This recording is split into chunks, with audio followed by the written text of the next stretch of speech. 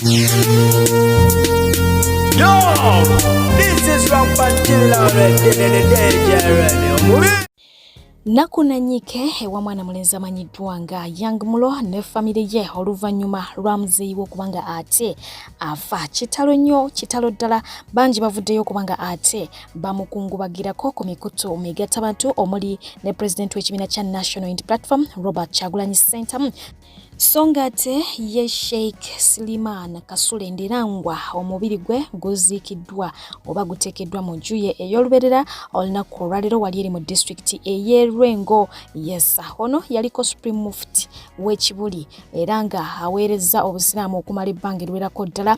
Yafiiridde mu ddwaliro e Mengo gy'abadde amaze ennaku eziwerako ddala era ng'ono afiiridde ku myaka 61.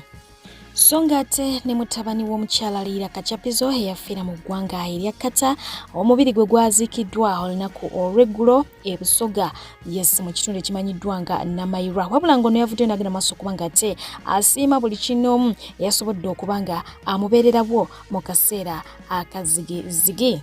Songa ate abakungubazi ab'enjawulo bakuŋŋaanidde mu mmisa ey'okusabira omwoyo gwa Maria Teresa Nakibuka mu Nankuwadde Catholic Sub-Parish mu district y'e Wakiso. Nakibuka eyafa wiiki eyise yaleka ekiraamo ekikambwe eky'obutaziikibwa okutuusa ng'Ekereziya Katolika ebawadde ekyapa kye ekyagamba nti yakibateresa emyaka 10 egiyise, wabula ab'Ekereziya ne bagenda maaso okubanga ate bakikyusa amannya nga tebamutegeezezzaako.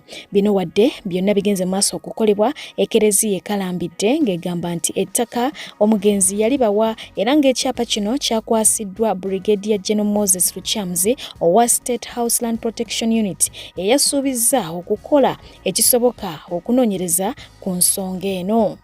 Ebyo nga bikyali awo gavumenti ng'eyita mu Ministry evunaanyizibwa ku nsonga z'ettaka eyanjulidde eggwanga enteekateeka empya eya tekinologiya wa AI egenda okukozesebwa mu kuzuula bannannyini ttaka abatuufu okwewala abanyazi b'ettaka. Minisita w'ensonga z'ettaka, ebizimbe n'enkulaakulana y'ebibuga Judith Nabakooba bino abyogeredde mu lukuŋŋaana lwa bannamawulire lwatuuzizza ku Media Center mu kibuga Kampala. Abayizi abawerako ddala okuva ku ssomero lya Nkozi be basimattuse okufiira mu kabenje olunaku lw'eggulo ku luguudo lwa Northern Bypass oluvannyuma lw'emmotoka mwe babadde eyabadde ewenyuka obuweewo okwekuba ennume y'ekigo. Okusinziira kwabo abeerabiddeko n'agaabwe bagamba nti ddereeva ono yabadde avuga bubi nga bw'okiwulira.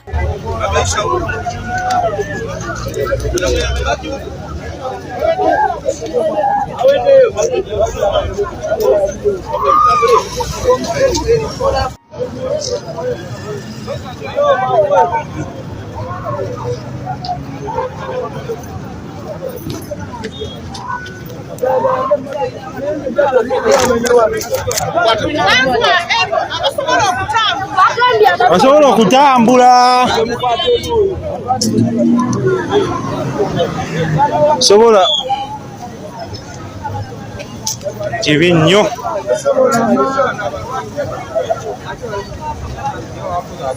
Abaana be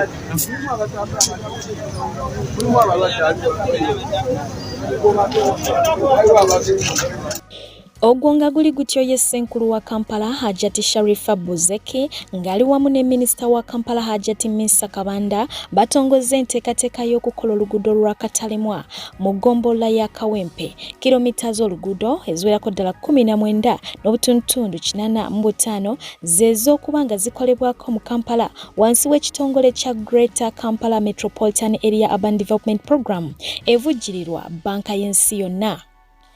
Agure Waswa ng'ono amanyiddwa nnyo nga Kamukamu Events ne gyebuli eno tannabitegeera oluvannyuma lw'okufiirwa ebintu bya bukadde na bukadde mu muliro. Edduuka mwabadde ajja ssente n'ategeka ebivvulu eby'enjawulo lyonna lyasaanyeewo era ng'ono yategeezezza nti kati tamanyi kikyazzaako. Ekitebe kya Uganda mu Iran kinunudde abakungu bakyo babiri kw'ossa abayizi 42 abadde basomera mu ggwanga eryo ababadde bakwamiddeyo bukyanga olutalo lubalukawo wakati wa Iran ne Israel. Bano bagenda kuyita mu ggwanga lya Turkey era nga yakoze ku biwandiiko bibagenda okukozesa okudda okwabwe era Ministry y'ensonga z'ebweru essabye yenna alina omuntu we mu mawanga ago okubanga abategeeza nga bukyali. Abakugu mu byobulamu bavudde ne bategeeza ng'eddagala eritangira akawuka ka mukenenya okukwata omuntu bwe lyafulumiziddwa era nga lino lisuubira okutuusibwa mu ggwanga ly'e Uganda akadde konna. Kigambibwa nti eddagala lino lijja kubeera mu mpiso era ng'omuntu afuna empiso emu buli luvannyuma lwa myezi 6. Kitegeeza nti mwaka z'empiso 2 era nga baategeezezza nti eddagala lino lyakugula si lya bwereere wabula nga lya bbeeyi okukamala. Empiso emu yokka ejja kubeera y'abukadde 100 n'ensimbi ezigwamu. Omukyala amanyiddwa nga Winnie Byanyima kyagenze maaso okuba nga ate awakanya era n'asaba abateeseteese okulireeta okukendeeza ku nsimbi kubanga bannayuganda tebajja kusobola ddagala lyabuwanana bwe lityo. Kansuubire nti okitegedde bulungi, lino si lyakuwonya si lyakuweweza wabula lyakutangira gwe atalina oba okiwulidde. Bakuba sirimu n'abanga takwata kibategeeza. Naye nga ye omugagga amanyiddwa nga Ahmed ngono co-founder wa Harris International, Riham Rockboom n'ebirala yavuddeyo n'ategeeza nga bwe yaguze Lugogo Mall oba okitegeera era ngono yagenze maaso okuba nga atagikyusa erinnya tekyali Lugogo Mall kati bagiyita YK Lugogo Mall. Kino nno kyagenze maaso okuba nga ate kiviirako bangi okugamba nti ono nno kati aliwo nga kisiikirize wabula si ye yaguze kubanga initials YK baziraba nga zirepresentinga linnya lya muntu mulala nnyo ngera naawe bw'oyinza okuba nga ate ofumitirizaamu.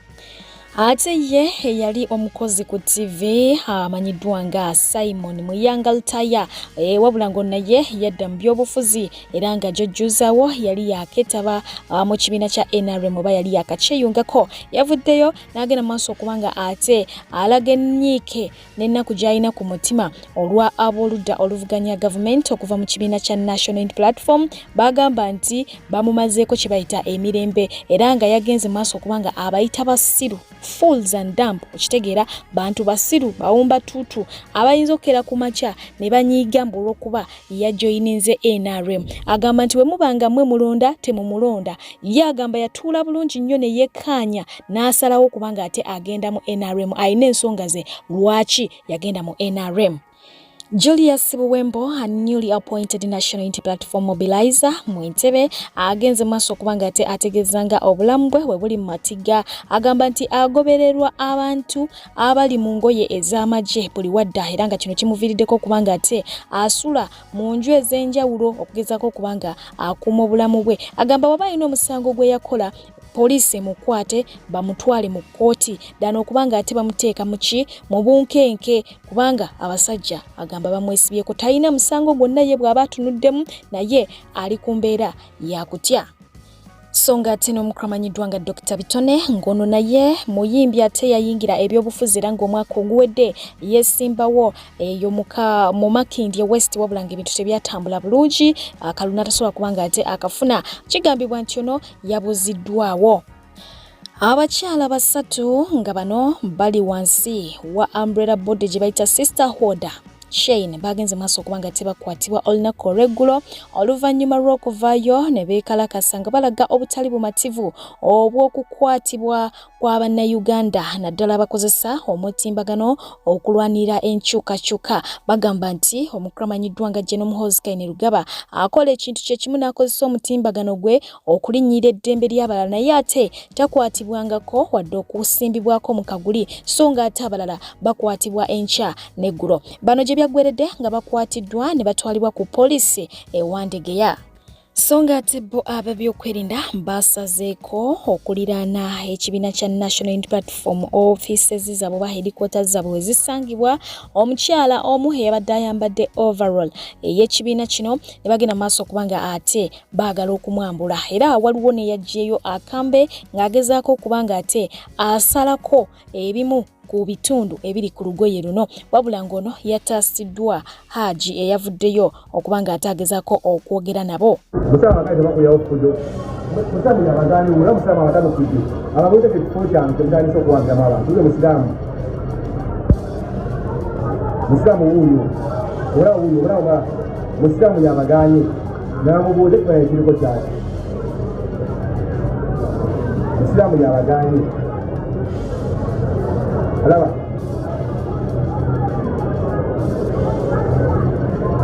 Oyongera kibuka.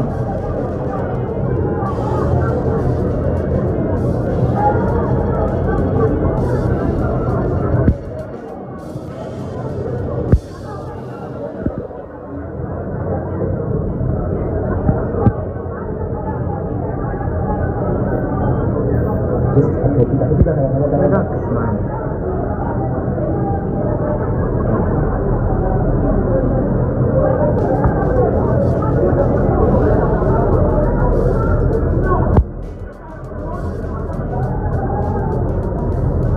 si va Mambura?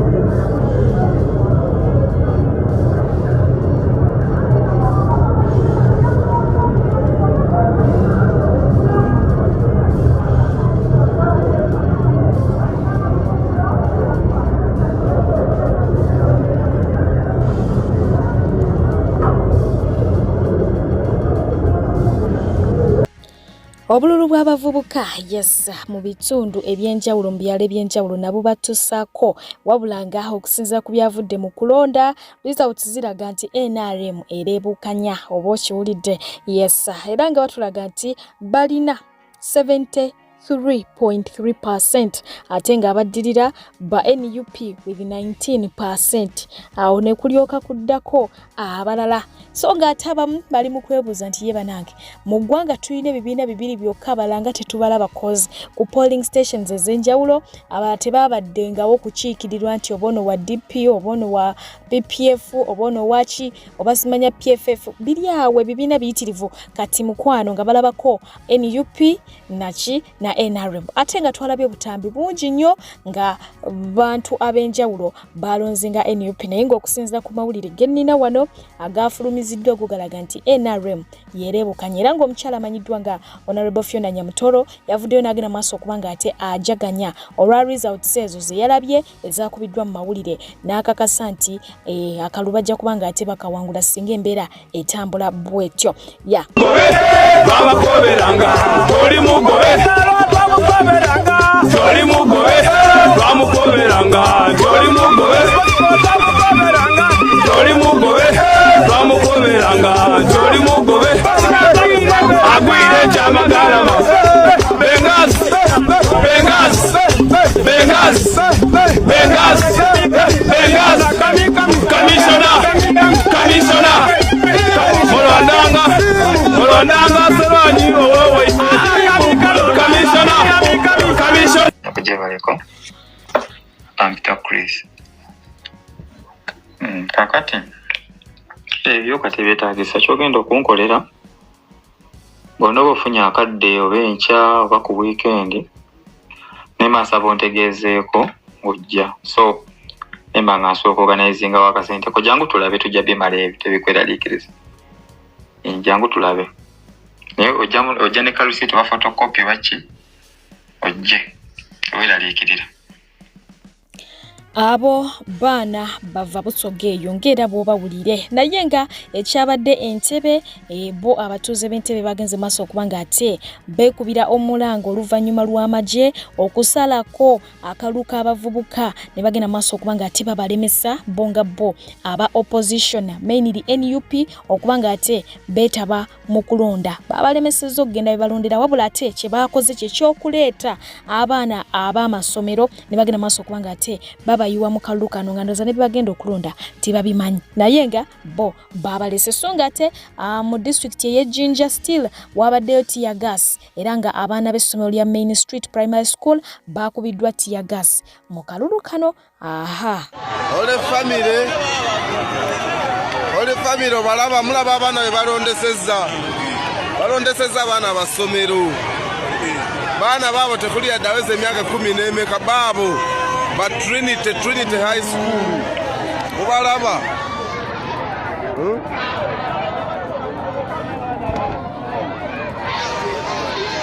bana basomero bonna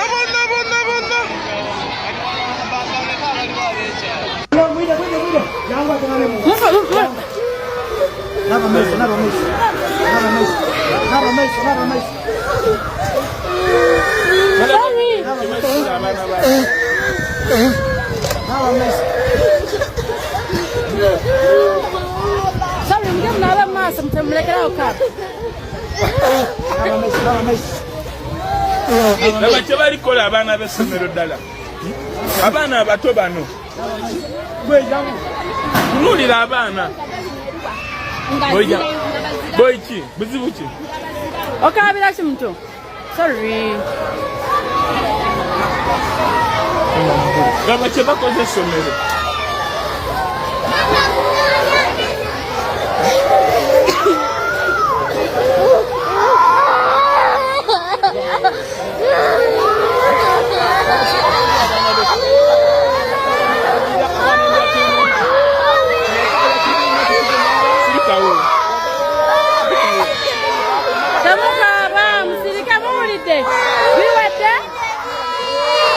Sorry, tamukaba, msirike.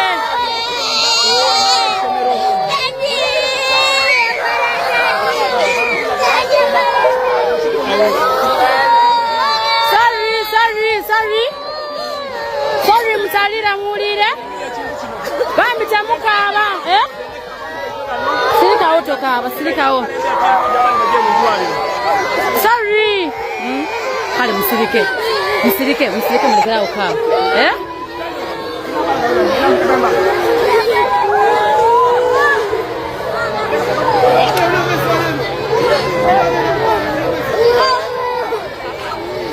Sorry, lekera okaba ulide.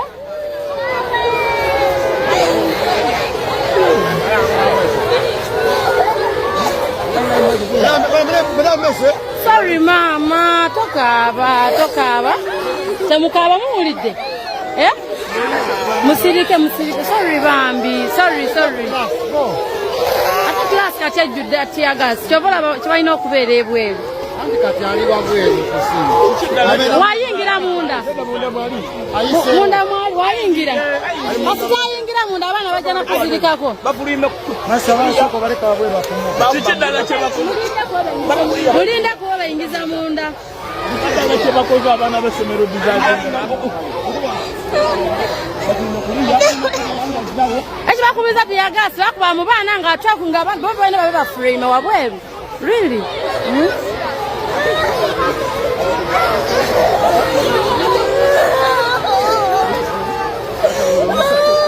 Sorry.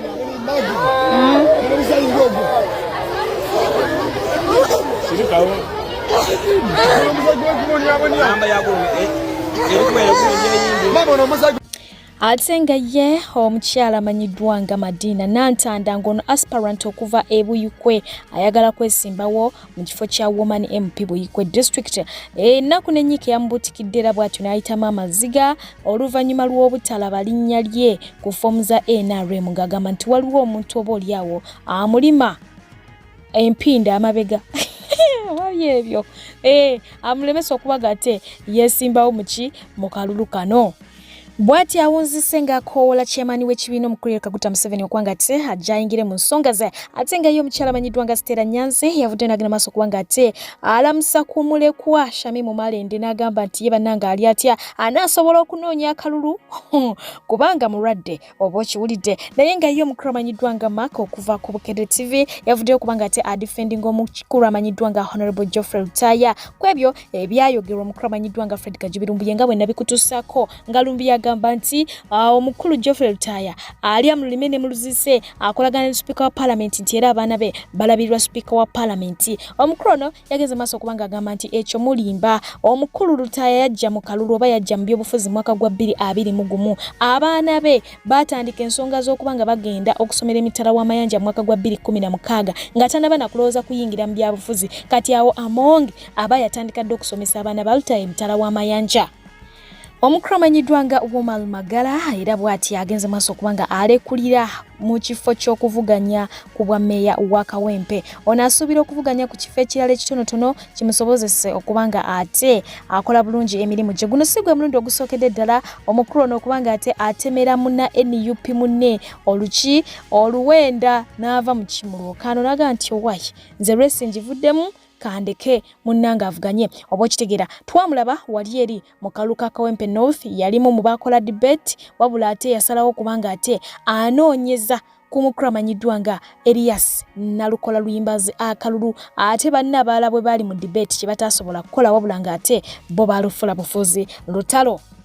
Omukyala amanyiddwa nga Amelia bw'ati yakomyewo mu nsiike ez'okuba nga akiikira abantu be mu Okota mu kibiina ekya NRM era nga bulambalamba agenda bakiikirira. Jjukira nti yaliwoko n'aggyibwawo mukulu amanyiddwa nga Dr. Hildaman Muyite Hilary Kiyaga kakati akomyewo nateera ate nga ye Brigadier General Emmanuel Rashande bw'atyo yagenze maaso okuba nga ate asanga akaseera akazibu mu kusunsulwa wali eri nga bamugamba nti empapula ze teziwera naye era gye kyaggweredde nga mukwano yagenda okuba nga ate abakwatira bendera. Ono nno yaggyeyo n'ebimu kubiraga nti ye yasoma n'aleeta certificate y'eggye lya UPDF wabula ng'ate eno yabadde eraga nti ye yasomera mu ggye lya UPDF mwaka gwa 1982 kyokka ng'ate gy'agamba okusomera baalonkingayo oba baggulawo mu mwaka gwa 1995 oba kiwulidde yatikkirwa 1982 ne balonchinga 1995 kitegeeza nti ye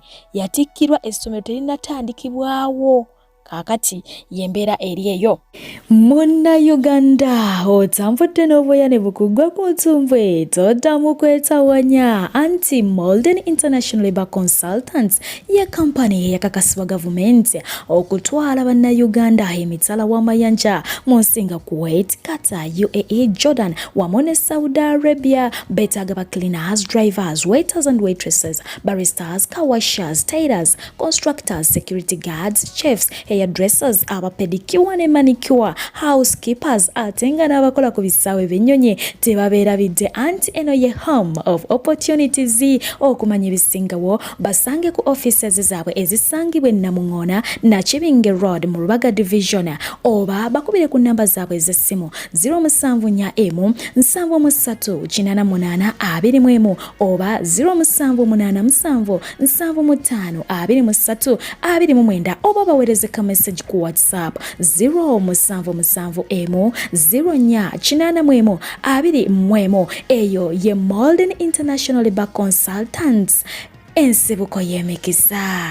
Abalungi abatuuliriza era abatulaba olunaku olwaleero tukyaddeko ewa Sheikh Ashraf Dembe. Sebo sanyusa okubalaba amannya agange Seeka Ashraf Dembe akola ku bizibu by'enjawulo. Omuntu singa aba alina ebirwadde tumusomereddwa tumuwa amazzi ga lukuya nga bw'obadde ogalaba tugenda abantu ku kyoto ne twokya emizimu emibi egibabaamu n'okulombeddwa. Abantu singa abeera ng'ali wano atuuse sobola okumulombereddwa ne waba atatuuse nga mpadde amannya ge naye ng'ali wala maneetaase. Enamba yange yeno eri 0707763711. Namwe bannyinaffe abali ebweru oyagala okuba nti oyagala okulombera ku ddwa ng'olina ebizibu visa zibuze amaka gakolongotana sente zikola zimpita mu ngalo ojja kumpeereza ekifaananyi kyo n'amanyago ebyo byokka bijja kummala nja kukulombera eddwa ojja kutereera. Olunaku olusembayo mu mwezi mba n'eddwa eyawamu ffenna n'abalwadde bange abakadde n'abapya. Salaamu alaikum warahmatullahi wabarakatuh.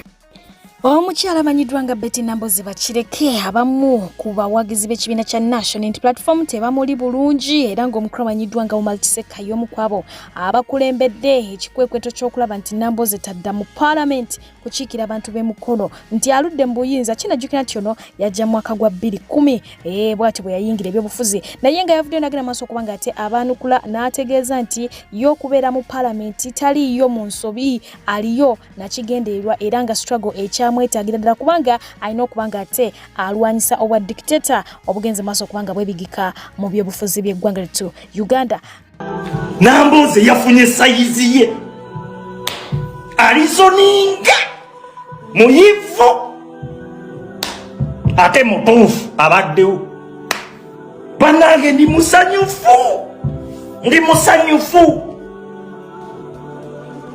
musanyufu buli lunaku omutima gunnuma ngamba naye bannange newabulayo n'omuntu newabulayo n'omuntu asobola oyimirira. Omukazi baabo bali mu kuzannya byabufuzi batuzanye ebyobufuzi tukooye wakiri katuleeteyo kube tutamanyi bali tudisappointinga budisappointinze era nabo tuli bakuba naye tetusobola kutambula na byetumanyi nti bakyamu tetusobola. Temumanyi we nsanyuse. Songa atera ku kifo kyekimu yes Namboze kwali omukulu amanyiddwa nga Mulindwa Ismail ng'ono nno tikitoka mulambirira ate nga motivational speaker abadde nga mu video bw'enjawulo obumunzize nga mbu baleetako nga commentinga ku nsonga ez'enjawulo bw'atyo naye yayingidde mu nsike y'ebyobufuzi era nga yalabiseeko ku kitebe ng'agenza okukola ki okujemba kati kaadi bagenda kugiwaani katulindirire waliwo ebifo byolabira ddala nga byo bigenda kubeera stiff ate nga n'omukulu amanyiddwa nga DJ Jacob Omutuuze olunaku olwaleero lwakomezaawo foomuzize ku kitebe kya NUP jjukira nti ono yakiikira abantu b'e Bunnamwaya eyo yo omukulu amanyiddwa nga Yoweri Kaguta Museveni ekifaananyi kino omukulu amanyiddwa nga David Louis Lungu agenze maaso okuba nga ate akijjayo n'akiwandiikakoko byakiwandiiseeko nga mukwano biraga nti Uganda bwetyo bwekoze ki bweyimiridde naye nga waliwo akatambi akagoyinga viral ak'omukulu Kaguta Museveni we yali ayita n'asanga abalima asalawo okuba nga ate ababuuzaako wabula ng'omukyala omu ye yasigala ku mirimu gye ng'alaga nti oba oli awo tali interest nnyo n'ebyo ebigenda mu maaso oba okiwulidde so nga ate oluvannyuma yalabibwako nga ayaniriza abamu ku b'ekibiina kya NUP oba okitegeera be bagendayo nga bamusanyukirako ku lw'ekyo kyakoze ekyabadde emukono embeera yabadde nkakalinga bw'okiwulira mu kalulu k'abavubuka era ng'abavubuka abamu baalabiddwako nga bagenda maaso okuba nga ate bajjayo ebipande by'aba NUP ne bagenda maaso okuba nga ate batandika okubikolako effujjo kw'otadde n'okwogerera ebigambo ebikakali olunaku olwaleero mu lutuula olubadde ku kitebe kya NUP pulezidenti w'ekibiina ayina entanda gy'agenze maaso okuba nga ate asibirira abavubuka naddala abasalawo okuba nga ate beeyisa mu ngeri efaanako bw'etyo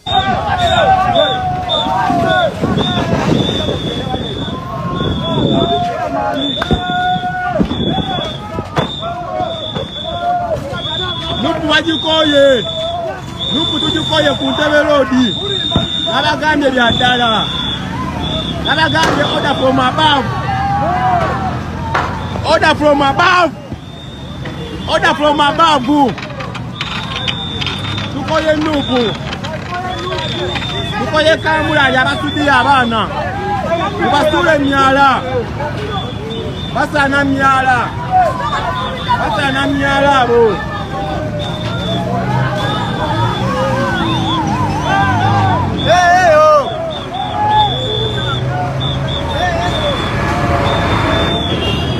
Lebe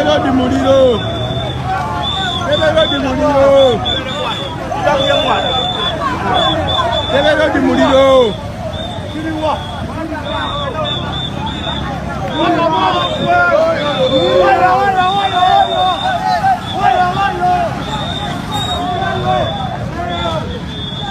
ensonga eyo abavubuka abakulembeze b'abavubuka abaffe bonna okwetoloola eggwanga aba NUP ababadde nominated n'abo ababadde selected naye ne babalemesa okunominatinga nga nkozesa ofisi yange ya president wa NUP bonna mbadeclarinze era ne mbawa obuvunaanyizibwa okulira protest vote gye tugendamu yemmwe bakulembeze baffe ab'abavubuka yemmwe structure yaffe y'abavubuka etandikirwako yemmwe bakulembeze b'abavubuka abatuufu kubanga mukiikirira abantu yemmwe mukiikirira abavubuka bali abalala bakiikirira Museveni era nga nyimiridde wano bakwasa obuyinza okutandikirawo okusagula for protest vote 2026. Thank you very much for God in your country.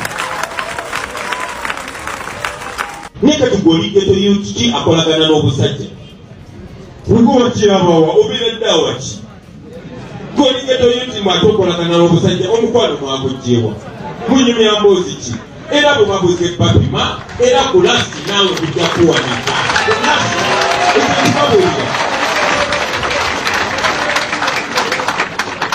so ekyo njagala mukimanyi nti babakozesa bukozesa banafuya kubanga bazuula nti mwafunayo munnammwe abajuwa ng'omutima gwe gukuba kyekimu nammwe ng'ebirowoozo bye biri kyekimu nammwe ng'ebyafaayo bye kiri kyekimu nammwe ng'aba understandinga ng'amanyi ebirooto byammwe era amanyi gye mwagala okugenda naye bwe bageto yuti okubatuusa gye mwagala okugenda tulina okusooka okuwunzika buno busajja kuba emyaka byammwe bwe bubirina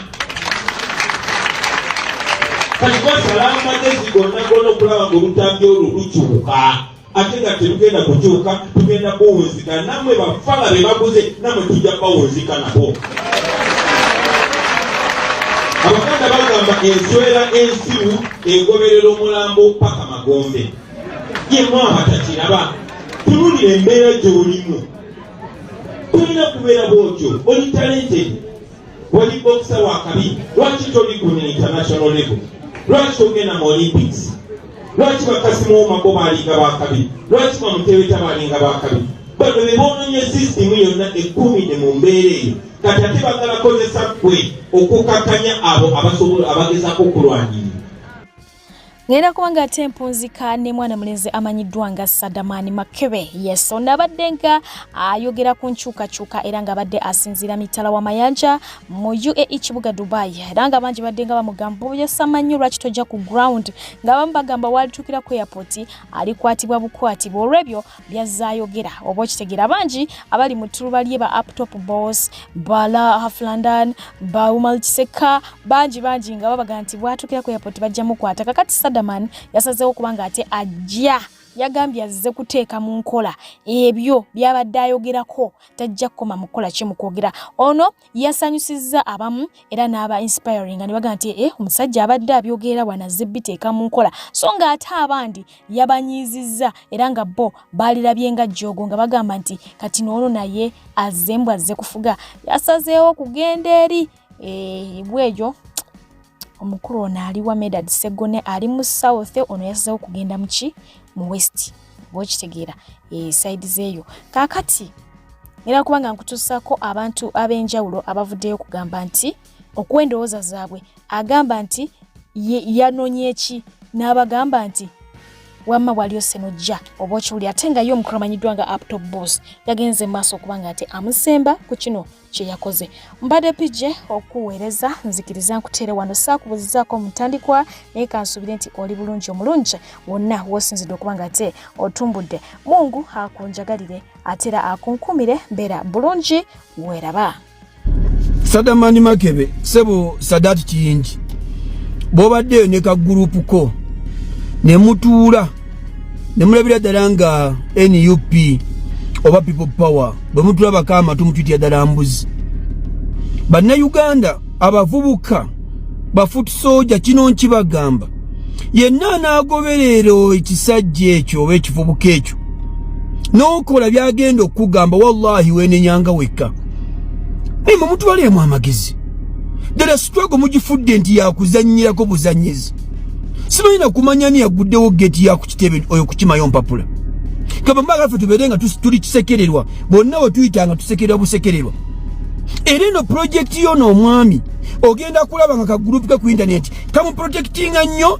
n'omupushinga n'okusawo pressure talina ofuna kaadi wallahi sumatallahi gwe Makebe togenda gifuna togenda kubeera wakubiri wadde wakusatu tetuli basiru kutuuka ataawo ate NRM bannange tebumanyi namwe okuzanya emizannyo gyammwe omuvubuka olwakutula ddiiru bwe papa minisita ng'ajja olwo ayita kigula luggi oba omuvubuka oyo bamuyita Sadamani Makebe anyumira alina engeri gy'akolamu ebintu bye sebo Sadamani genda eyo gy'onyumira abantu bo bakunyumirwa nnyo ffe ne tugenda kunyumirwa era tukunyumirwangako tukire ku makya nga n'abakimye y'empapula nga naye mwoli tukire ku makya tugaleta abantu b'e Busiro North nti oyo yabakiikiridde inna lillahi wa inna ilaihi raji'un so nze abavubuka mbabuusa ngambagamba nti omuntu yenna anaagoberera omuvubuka ono nagamba ekintu kyonna n'okyeyungako n'akola statement yonna naawe n'ogiddamu n'ayogera ebigambo byonna naye n'obyogera weevumanga wekka oyo tannajjako Uganda nti azze kwesimbawo wallahi buli muvubuka agenda ovaayo oyogere byayogera oyogere byabadde ayogera ogoberere kyonna kyagenda okuteekamu ogenda kubuzibwawo obutaddamu kulabibwako wantu wonna eyo project era gwe komuledi yenna ali wano ku intaneti ng'okira ku makyo supportinga omuvubuka oyo tibamuwe kaadi mbw agende yeesimbewo mutulabye ddala nga tulina mudala magezi Sadamani genda gye bakuwaana neva ku baana mwagala baddemu era bakwata abaana babenti era blame bagiteke ku president waffe togenda kusibya mwana yenna mu abaana b'ebusiro abaana b'ekabala foot soldier bamugoberera omuvubuka oyo wallahi mwene nyanga mweka ali mawale nze nsobola okutegeera shoko gye wafunye n'abamu abalina endowooza ennafunga eyo ababadde nga balowooza nti abaana be mulaba wano ku social media nga boogera ku nsonga z'enkyukakyuka tebalina qualifications, they are nobodies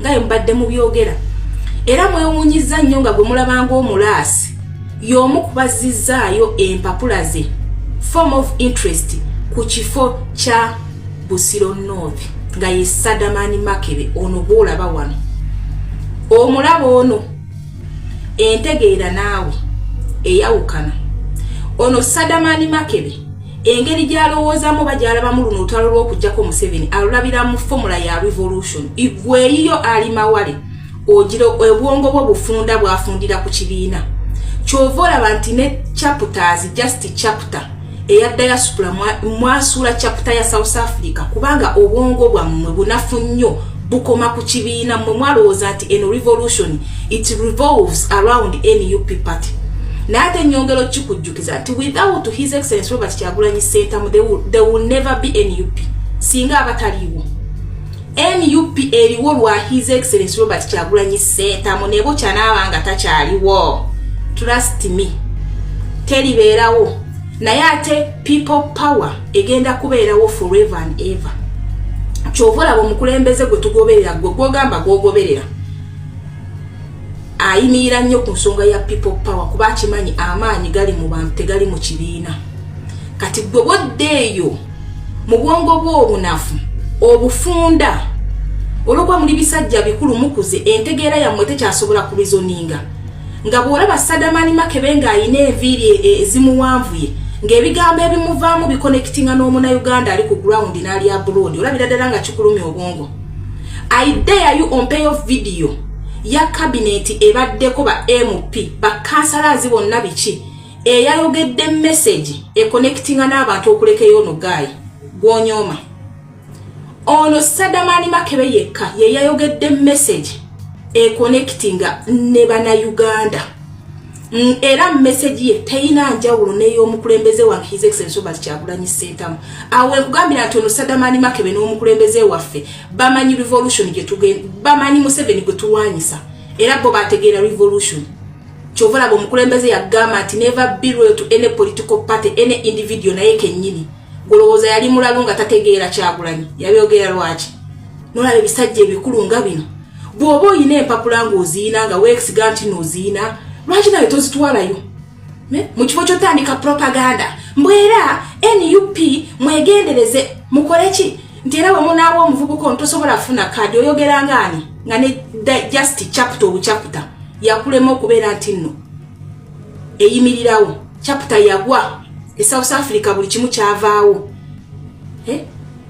just bantu balubatuwe bati bebajja mu bintu byammwe naawe oliawo ogezaako okusindika sigino mbona emunaamuwa temusobola muwa kaadi nga lwaki tebagimuwa aideya olukiiko olulonzi olwa NUP buli kimu bakiteeke ku kamera olabe ku bonna abeesimbye awo mu Busiro North ani abizoninganga ono gw'onyooma ono gw'olaba bw'abanga just kutwalayo mpapula ze eza interests yasobodde okuvaamu ebigambo omuna Uganda byawulira ebiwoomu gw'olowooza lwaki ku social media ya trendinga kati do you know why olowooza lwaki buli omu video ze yazitaddeyo cause video ze ziyina message omuna Uganda gye yeetaaga okuwulira eri very brief well packed nga n'omuntu w'omusiwa asembayo asobola okutegeera Sadamani kyayogera naye kati gwe ogusajja ogukulu olw'okuba ofuna obudde n'otula mu kimotoka n'oteekako esi n'olyoka ofuuyira omwo n'ogatta carbon dioxide n'ogattako oxygen n'oweekanga nga n'obwongo tokyategeera by'oyogera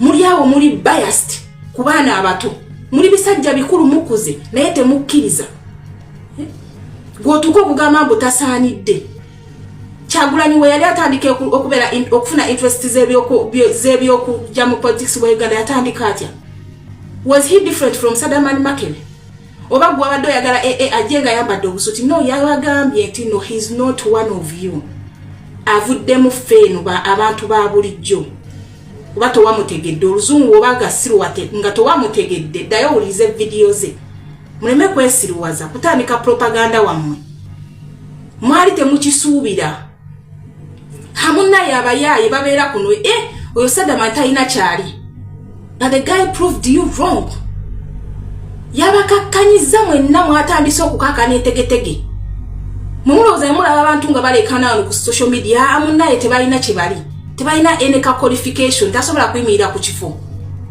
munyooma nnyo naye guno omulembe gwe munyooma mugezi nnyo the reason they do research basoma ate emyaka gikyali mito so musajja gwe mulekerawo okukakkanya struggle nga mugikakkanyiriza ku party.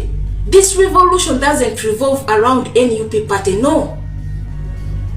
Eno revolution etambulira ku people power ku bantu so si ku party. Party weri naye party esobola okubeerawo naye we tuba tetulina bantu kalasi ekiri mu NRM nti Museveni takyalina bantu kyovulaba obubbi bungi nnyo okutiisa kungi nnyo okusiba kungi nnyo okutta kungi nnyo kuba takyalina bantu gwolowooza mbuno without people NUP will be there. It will not be there. So mulekerawo okugira struggle nga mugikakkanyiriza ku gundi ku kibiina otandika okugamba nti sasaanidde gwe ku bwongo bwo obunafu bisajja bikulu naye muganya okutegeera olutalo lwe tulwana muganya okulutegeera olutalo lwe tulwana tosobola wadde n'okuyimirizaawo chapters zaagwa naawe oli wano oleekaana Saddam you are shocked okumulaba nga y'omu ku bantu abazizaayo credentials ze mukyagetinga nnyo shocked emirundi mingi nze mbabuulira singa batuwaayo emyezi emirala ng'ebiri okuzzaayo empapula mujja kubeera shocked nnyo mwesiruwaza.